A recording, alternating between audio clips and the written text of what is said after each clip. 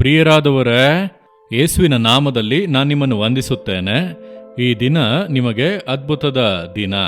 ದೇವರು ನಿಮಗೊಂದು ಅದ್ಭುತವನ್ನು ಮಾಡಿ ಸಂತೋಷ ಪಡಿಸಲಿದ್ದಾರೆ.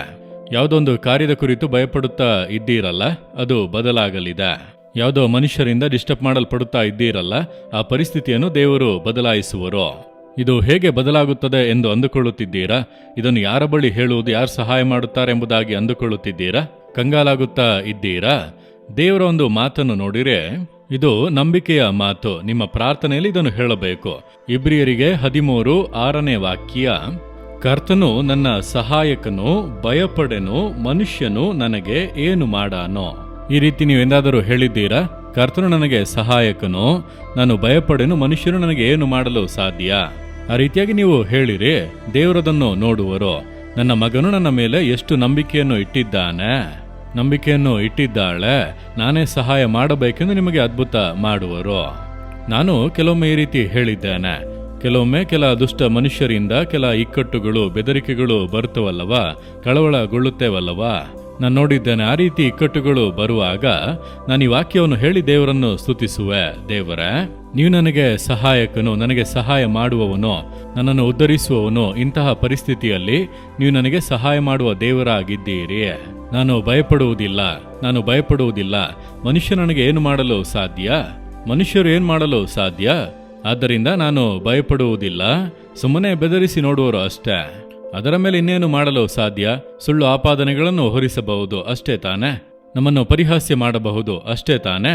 ಅದರ ಮೇಲೆ ಅವರು ಏನು ಮಾಡೋದಕ್ಕೆ ಸಾಧ್ಯ? ನಾನು ಭಯಪಡುವುದಿಲ್ಲ ದೇವರೇ. ಆ ರೀತಿಯಾಗಿ ಹೇಳಿ ನಾವು ನಂಬಿಕೆಯನ್ನು ಅರಿಕೆ ಮಾಡಿ ಸ್ತುತಿಸುವಾಗ ಸೈತಾನ ನಾಚಿಕೆ ಪಟ್ಟು ಹೋಗುವನು. ಯಾಕೆಂದರೆ ಕೆಲ ದುಷ್ಟ ಮನುಷ್ಯರನ್ನು ಉಪಯೋಗಿಸಿಕೊಂಡು ನಿಮ್ಮನ್ನು ಬೆದರಿಸಿ ನೀವು ಸೋತು ಹೋಗುವಂತೆ ಮಾಡುವುದಕ್ಕೆ ಪ್ರಯತ್ನಿಸುತ್ತಾ ಇದ್ದಾನೆ. ನೀವೇನು ಹೇಳಬೇಕು? ಸೈತಾನನೇ, ನಾನು ಭಯಪಡುವುದಿಲ್ಲ, ಕರ್ತನೇ ನನ್ನ ಸಹಾಯಕನು, ಹಾಗಾಗಿ ನಾನು ಮನುಷ್ಯರ ಕಾರ್ಯಗಳ ಕುರಿತು ಭಯಪಡುವುದೇ ಇಲ್ಲ, ದೇವರು ನನಗೆ ಸಹಾಯ ಮಾಡುವರು ಎಂಬುದಾಗಿ ನೀವು ಹೇಳುವಾಗ ತಕ್ಷಣವೇ ನಿಮ್ಮಲ್ಲಿ ಒಂದು ಬದಲಾವಣೆ ಬರುತ್ತದೆ. ಮೊದಲನೇದಾಗಿ ನಿಮ್ಮಲ್ಲಿ ಒಂದು ಬದಲಾವಣೆ ಬರುತ್ತದೆ, ಧೈರ್ಯ ಬರುತ್ತದೆ, ಹೊಸ ಬಲ ಬರುತ್ತದೆ, ಸಂತೋಷ ಬರುತ್ತದೆ, ಪರಿಸ್ಥಿತಿಗಳು ಬದಲಾಗುತ್ತವೆ. 2 ವಿಷಯಗಳಲ್ಲೂ ಬದಲಾವಣೆಗಳನ್ನು ಕಾಣುವಿರಿ. ಇಂದು ನೀವು ಹೇಳಬೇಕು, ಹೃದಯದಲ್ಲಿ ಕೈ ಇಟ್ಟುಕೊಂಡು, ಕರ್ತನೇ, ನೀವೇ ನನಗೆ ಸಹಾಯಕನು, ಆದ್ದರಿಂದ ನಾನು ಭಯಪಡುವುದಿಲ್ಲ. ಈ ಪರಿಸ್ಥಿತಿಯನ್ನು ಕಂಡು, ಈ ಮನುಷ್ಯರ ಬೆದರಿಕೆಗಳನ್ನು ಕಂಡು ನಾನು ಭಯಪಡುವುದಿಲ್ಲ. ನೀವು ನನಗೆ ಸಹಾಯ ಮಾಡುವಂತ ದೇವರು. ಮನುಷ್ಯರು ನನಗೆ ಏನು ಮಾಡಲು ಸಾಧ್ಯ? ನೀವು ನನ್ನ ಸಂಗಡ ಇರುವಾಗ ಮನುಷ್ಯನು ಏನು ಮಾಡಲು ಸಾಧ್ಯ? ನನ್ನ ತಲೆ ಕೂದಲನ್ನು ಕೂಡ ನೀವು ಲೆಕ್ಕಿಸಿ ಇಟ್ಟಿದ್ದೀರಿ.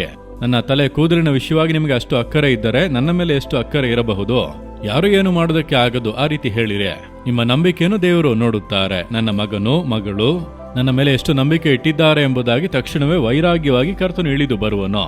ನಾನು ಹಾಗೆ ಹೇಳುವೆ, ದೇವರೇ, ಬೆದರಿಸುತ್ತಾ ಇದ್ದಾರೆ, ನನ್ನನ್ನು ಭಯಪಡಿಸುತ್ತಿದ್ದಾರೆ, ಅಡಗಿಸುವಂತೆ ನೋಡುತ್ತಿದ್ದಾರೆ, ನನ್ನನ್ನು ಪರಿಹಾಸ್ಯ ಮಾಡಿ, ಗೇಲಿ ಮಾಡಿ, ಅಡಗಿಸಿ ಸೋತು ಹೋಗುವಂತೆ ಮಾಡುತ್ತಾ ಇದ್ದಾರೆ. ಆದರೆ ನಾನು ಯಾವುದಕ್ಕೂ ಭಯಪಡುವುದಿಲ್ಲ, ಕಂಗಾಲಾಗುವುದಿಲ್ಲ, ಸೋತು ಹೋಗುವುದಿಲ್ಲ. ಯಾಕೆಂದ್ರೆ ನೀವು ನನ್ನ ಸಂಗಡ ಇದ್ದೀರಿ, ನನಗೆ ಸಹಾಯ ಮಾಡುತ್ತೀರಿ. ಮನುಷ್ಯನು ಏನು ಮಾಡಾನೋ, ಕುಳಿತುಕೊಂಡು ಮಾತನಾಡುವನು ಅಷ್ಟೇ. ದೂರದಿಂದ ಬೆದರಿಸಬಹುದು, ಅಷ್ಟೇ ತಾನೆ. ಅದರ ಮೇಲೆ ಏನು ಮಾಡಲು ಸಾಧ್ಯ? ನೀವು ನನಗೆ ಇದ್ದೀರಿ ಎಂಬುದಾಗಿ ಸ್ತುತಿಸಲು ಆರಂಭಿಸಿದ ಕೂಡಲೇ ಹೃದಯದಲ್ಲಿ ಬದಲಾವಣೆ ಬರುತ್ತದೆ, ಪರಿಸ್ಥಿತಿಯಲ್ಲಿ ಬದಲಾವಣೆ ಬರುತ್ತದೆ, ದೊಡ್ಡ ಅದ್ಭುತಗಳನ್ನು ಕಾಣುವಿರಿ. ಹೇಳುವಿರಾ? ಹೃದಯದಲ್ಲಿ ಕೈ ಇಟ್ಟುಕೊಂಡು, ದೇವರೇ, ಕರ್ತನೇ, ನನಗೆ ಸಹಾಯಕನು, ನಾನು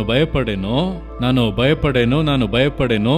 ಯಾವ ಮನುಷ್ಯನು ನನಗೆ ಯಾವ ಕೇಡನ್ನು ಮಾಡುವುದಕ್ಕೆ ಆಗದು, ಯಾವ ಮನುಷ್ಯನು ನನಗೆ ಕೇಡು ಮಾಡುವುದಕ್ಕೆ ಆಗುವುದಿಲ್ಲ.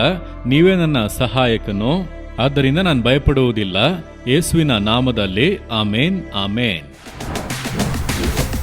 Jesus redeem Kannada YouTube channel ಅನ್ನು ಸಬ್ಸ್ಕ್ರೈಬ್ ಮಾಡಿ. ಸಬ್ಸ್ಕ್ರೈಬ್ ಬಟನ್ ಕ್ಲಿಕ್ ಮಾಡಿ ಮತ್ತು ಬೆಲ್ ಬಟನ್ ಒತ್ತಿ. ಅನುದಿನ ಕಾರ್ಯಕ್ರಮದ ಮಾಹಿತಿ ಪಡೆಯಿರಿ.